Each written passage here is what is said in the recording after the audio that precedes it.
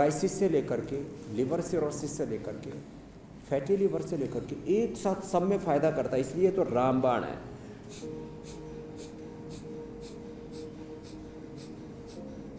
और इसके लिए हम लेप बताते हैं सोराइसिस के लिए, वो भी सब नोट कर लें। एलोवेरा, हल्दी, नीम और मेहंदी, इसका लेप लगा दें। एलोवेरा, हल्दी, नीम, मेहंदी, किसी को अपामार मिल जाए, कनेर मिल जाए और त्रिधारा मिल जाए तो और अच्छी बात है। 5 से 7 चीज़ों का लेप लगाते हैं। जी स्वामी जी। और हम तो सिबकथॉर्न और अश्वगंधा के बीजों का रस, सिबकथॉर्न और अश्वगंधा के बीजों का तेल निकाल के वो भी लगाते हैं जी। 100% सोराइसिस ठीक हो जाता है। जी स्वामी जी। स्वामी जी अगला सवाल, 1 से 5 चम्मच। जी जी। हाँ, तो कीर्ति दीवान का सवाल है कि उनके लीवर में गांठ हो गई है, क्या करें वो? ओहो, गांठ के लिए कचनार का काढ़ा पिए। अलग अलग चीज़ों का कषाय होता है, क्वाथ होता है। अर्जुन की छाल, दालचीनी हार्ट के लिए, सर्वकल्प पेट के लिए, स्वासारी फेफड़ों के लिए, कायाकल्प पूरे शरीर की शुद्धि के लिए, पूरी बॉडी को डिटॉक्स करने के लिए। जिनको गांठ होती है उनको कचनार और उसमें थोड़ा सा अर्जुन दालचीनी और डाल ले तो स्वादिष्ट भी हो जाएगा, उसका काढ़ा पिए। और एक एडल्ट के लिए 4 ग्राम शिला सिंदूर, 2 ग्राम ताम्रभस्म, 10 से 20 ग्राम प्रवाल पंचामृत, 2 से 4 ग्राम मोती पिष्टी और पुनर्नवादी मुंडूर 20 ग्राम। ये सब पाउडर मिला करके पाउडर कर ले और 60 पुड़िया बना ले। सुबह शाम खाली पेट ये ले ले और खाने के बाद वृद्धिवादी का वटी और ले ले और गोधन अर्घ पे ले और कपालभाति 1-1 घंटा करें, लीवर की गांठ खत्म हो जाएगी। 2-3 बातें खास बताना चाहता हूँ। लीवर की गांठ, साथ में पॉलीसिस्टिक ओवरीज, पॉलीसिस्टिक किडनीज के लिए, जिनको माताओं बहनों को यूट्रस ओवरी में किसी को गांठ है उसके लिए भी, या शरीर में कहीं पर भी कोई लाइपम होगी, किसी भी तरह की कोई गांठ है, वो इससे 100% अच्छी हो जाती है। अभी तो हमने जैसे गोखरू की घनवटी, गिलोय, नीम की घनवटी दी, ऐसे काचनार घनवटी भी बना करके देने वाले हैं। लोग अपने घरों में ठीक से कर नहीं पाते उसको उबालने आदि का प्रोसेस। ये काचनार गांठों को घुलाने के लिए इसके ऊपर इंटरनेशनल जर्नल्स में भी रिसर्च पेपर भी पब्लिश हैं, ये बेस्ट है। और कपालभाति 1-1 घंटा करना पड़ेगा, पूरा समाधान हो जाएगा उनके लीवर की गांठ का। नहीं तो कैंसर हो सकते हैं, उससे टीबी भी हो सकते हैं, पता नहीं कौन क्या क्या क्या हो सकता है।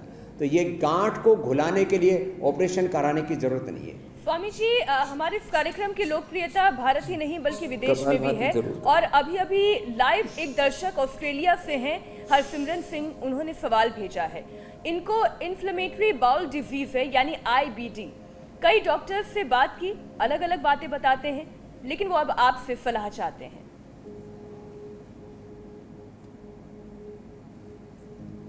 अब देखो, ये जितने भी पेट के IBS से लेकर के, कोलाइटिस से लेकर के, IBB से लेकर के, जितने भी ये समस्या हैं उनके लिए अब एक खास उपाय बता देता हूँ। ये बहुत बड़ी समस्या है। इसके लिए एक तो हम कुटजारिष्ट पिलाते हैं, कुटज घनवटी देते हैं, और अब इसमें 4 तरह के प्रयोग बताते हैं। दही या छाछ के साथ बेल का पाउडर देते हैं। ये बेल है, ये बेल का चूर्ण है, ये दही या छाछ के साथ दे देते हैं। बिल्वपत्र जो होता है उसी का ही। फिर बिलवादी और गंगाधर चूर्ण 50-50 ग्राम, शंख कपर्दक मुक्ता शुक्ति 10-10 ग्राम, मोती पिष्टी 4 ग्राम, ये पाउडर 1-1 चम्मच खिला देते हैं। और कुटज घनवटी और चित्रगाटिवती 2-2 बटी खाने के बाद दे देते हैं। 100% ठीक हो जाती है ये प्रॉब्लम। इरिटेबल बाउल सिंड्रोम से लेकर के, कोलाइटिस से लेकर के, IBS और IBB से लेकर के जितने भी ये प्रॉब्लम है उनके लिए रामबाण उपाय बता दिया। ये बेल चूर्ण पानी के साथ भी ले सकते, छाछ बहुत अच्छी। हाँ, लेकिन घी, मीठा और दूध बंद करना पड़ेगा ऐसे रोगियों को। फिर दही के साथ सेव को उबाल करके देते हैं, ये एक उपाय है। और दही के साथ हम अनार देते हैं, ये दूसरा उपाय, तीसरा उपाय है। और दही के साथ हम ये जो ब्राउन राइस है ये कोई ऐसा नहीं कि पतंजलि का ही लेना, माने राइस के ऊपर छिलका जो होता है उसको उतार देते हैं, उसका ऑयल बनाते हैं, वो भी हार्ट के लिए, कोलेस्ट्रॉल के लिए, उसमें ओरिजिनल विटामिन ई और एंटीऑक्सीडेंट बहुत होते हैं। तो भाई इसका छिलके सहित क्यों ना खाएं?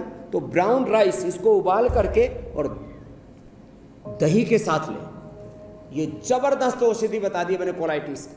और एक जबरदस्त औषधि और है इसकी, देखो ये है संजीवनी घास, यह है दूधी घास। दूधी भी दो तरह की है, एक छोटी दूधी, एक बड़ी दूधी।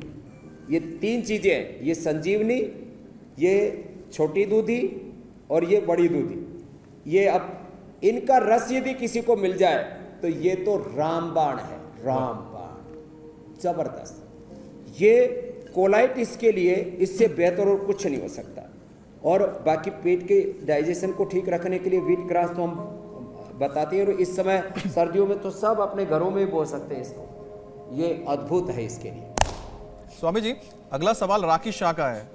उनके जिनको लीवर में कॉन्स्टिपेशन रहता है, वे त्रिफला चूर्ण या बहुत ज्यादा है तो शुद्धि चूर्ण। जी अभयारिष्ट ले सकते। हाँ, तो राकेश शाह का सवाल यह है कि उनके लीवर में पानी भर गया, जिसकी वजह से उनका जो हार्ट का फंक्शन है वो 20% कम हो गया है, तो क्या उपाय है?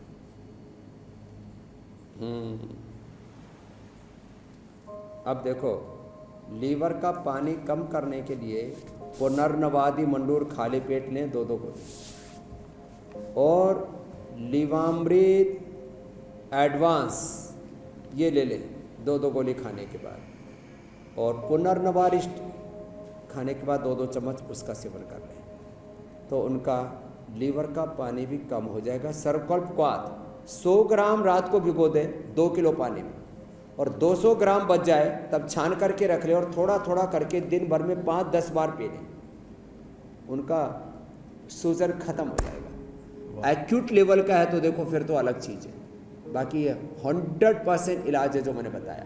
बाकी गोखरू का पानी सुबह जरूर पीना चाहिए। किसी भी तरह से शरीर में कहीं सूजन है, इन्फ्लेमेशन है, पानी रुका हुआ है, वाटर रिटेंशन है, कहीं पर भी लीवर से लेकर के पूरी बॉडी में जो है तो ठीक हो सकता है।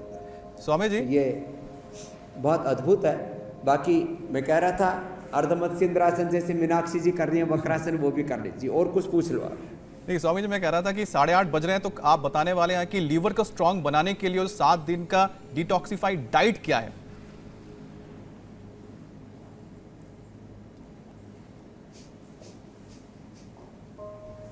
अरे तो 8:30 बज गए, पता ही नहीं लगता वक्त कब गुजर जाता है। तो आधा घंटा हो गया। ये योगाभ्यास तो रोज करना है, और इसमें भस्त्रिका, कपालभाति, बाह्य प्राणायाम, अनुलोम विलोम, भ्रामरी, उद्गीत के साथ साथ एक मैं अग्निसार और ये नोली क्रिया भी बता देता हूँ। आज बहुत दिन हो गए।